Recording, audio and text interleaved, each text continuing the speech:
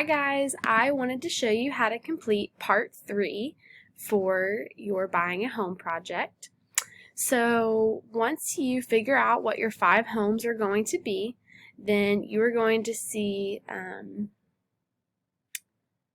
this section over here. And so what you're going to do is go ahead and just fill in the city here.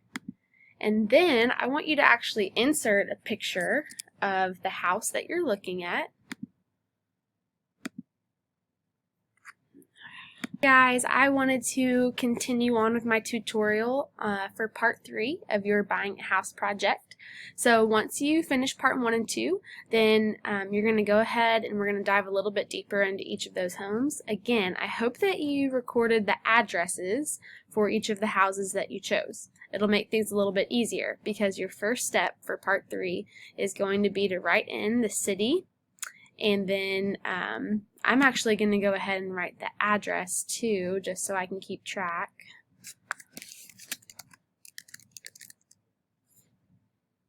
Okay, and then I also want you to insert a nice pretty picture of the house here. Okay, then we're going to fill in the mortgage information. So I want you to focus on the 15-year fixed column first.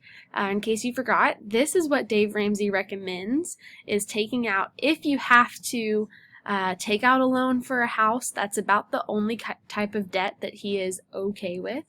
Then he wants you to do a 15-year because then you can pay it off a little bit quicker. However, I will say that for the typical American family, especially young adults, that's just not really realistic because it's going to double your monthly payment. And I know that my husband and I could not afford to double our mortgage payment. So a lot of people, especially starting out, do opt for the 30-year fixed, and then maybe later down the road you could refinance and kind of pay a little bit more to do that 15-year fixed. So we're going to start with the 15-year fixed mortgage, and we're going to plug in this information using the bankrate.com link here. Okay, so we're just going to go ahead and plug everything in over here. So my home price, I think it was $894,950. That's my home price, okay? We're going to do a down payment according to our document of 15%. Again, I will be completely honest with you guys. My husband and I did not have just a few $1,000s laying around for a down payment. However, when we met with the bank to talk about a loan, they basically looked at our bank accounts and credit history, and they were like, yeah, you're right. You don't have that kind of money for a down payment. So we're going to help you out. We're going to approve you for a 1% down loan. And the more I've talked to a lot of my friends, that's what a lot of people I know have done for their first home. Not to say it's the only way. It's certainly not necessarily what Dave would recommend, but it's what worked for us. And my husband and I were comfortable with it, and it's worked out just fine for us and a lot of people that I know as well. So if you can save more for a down payment, essentially what that means is it's just going to lower your monthly payment, and it's going to lower the amount of time that you're paying. So it can definitely be a huge advantage if you have a large sum of money for a down payment, but it's not entirely essential to own your first home. And again, you can change those things like as your income increases and the longer that you're in your home, okay? So we're going to keep plugging in numbers. So my down payment amount, I plugged in 15% and it automatically calculated this amount for me.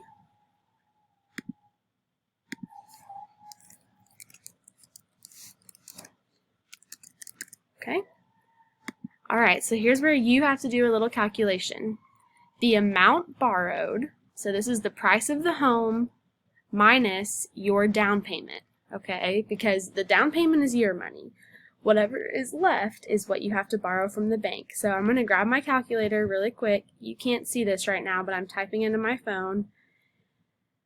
894,950 minus 134,242. So I took this number minus this number, and what I get is 760,708. Okay. Now the interest rate, this is an average that I have put in for you for an average 15-year fixed rate over the course of the past few years. This is probably a little bit high right now. Currently in our country and in our state, interest rates are at a historic low. I'm actually considering refinancing my home to get a lower interest rate because it could save me like a few $100s a month on my payment. Anyways, so we're going to go back over here, plug in 15 years, and I want you to type in my interest rate of 4.8, was it 86? Yeah. Okay, and then as you can see, everything over here has been calculating for you. So it's going to tell you what your monthly payment would be according to some of these things.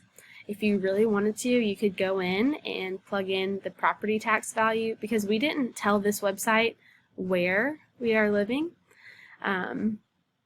So the property tax could vary. And I will say that the estimates that I got on these websites compared to what my actual mortgage is, these websites do kind of lowball it a little bit. So I would say they underestimate what the total cost is going to be. I think in general, when it comes to buying a home or buying a car or an apartment, whatever you think it's going to be, it's probably going to end up being more. That's just my overall life lesson, is it's always more than I anticipated. So it doesn't hurt just to have that extra money in savings, or just prepare in your budget a little bit of a buffer there. So, okay, now to get the very last step. So your payment per month, we'll go ahead and just type this in, 6,707.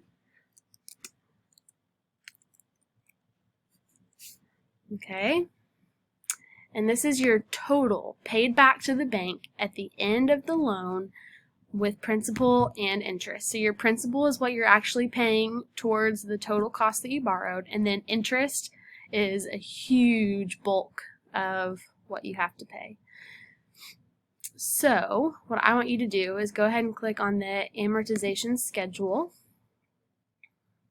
and this is as if you just pay the normal payment once a month, no extra. And if you scroll all the way down, click to expand, I want you to find the very, very, very last total in this column right here, because this is what you'll actually end up paying back. So as you can see, what I have to pay back to the bank is going to be a lot more than what I actually borrowed.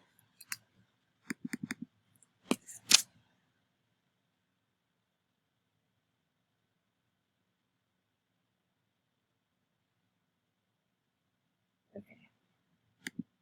My computer went crazy there for a minute. Just a second. There we go. So, I'm going to copy this amount right there. Okay? Now, to do your 30-year fixed, you're going to plug in most of the same information.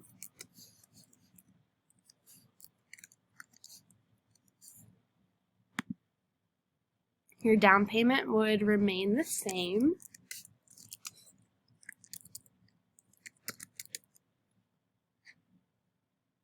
And so would this number.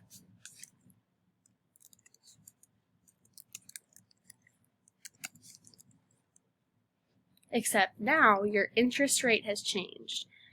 And if you go back to your Bankrate website, we're going to change the length of the loan to 30 years. My interest rate is exactly this, 5.29, so that's a very accurate rate, good average to go based on. Go back to payment breakdown. So if I'm going to lengthen this over 30 years, you can see that my monthly payment goes down significantly.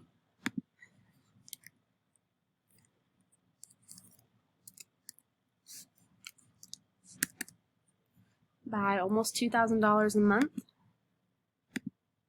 And then if I go to my amortization schedule,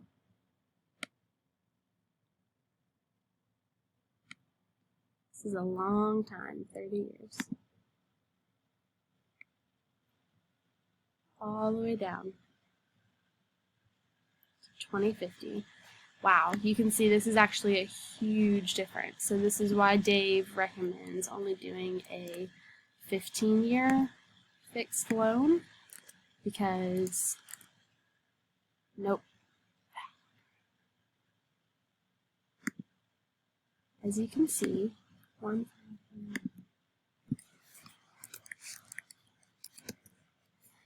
there's about a $500,000 difference here in what you will actually pay back because of all your interest accumulating over another 15 years in addition to this column.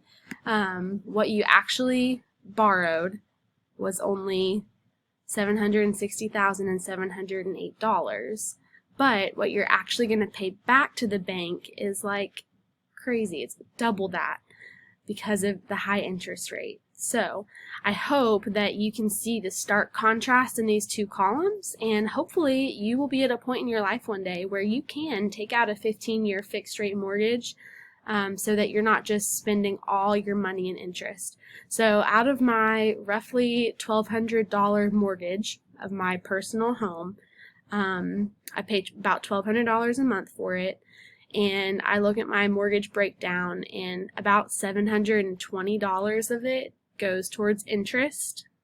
The other like $250 or so goes to my escrow account, which pays for my home insurance and property taxes over the course of a year, and only about another $250 go towards my actual principal. So you can see that the bulk of my monthly payment is going towards interest, and it makes me feel like I will never pay off my home. So I hope that you can understand that and see the difference there in taking out a 15-year versus a 30-year fixed rate mortgage. All right, so you're going to do that for each of your homes. Be sure to put the city, the address, and a picture for each. And when I go to grade these, I will be looking at these last few columns to see the difference in those prices that you plugged in. All right, guys, good luck. And as you can see for your assignment, I just want you to focus on one house per day, just so you can really focus and do it well. Okay, no need to rush through this. It's due on May 1st, so we're going to take our time. Bye, guys. Have a good day.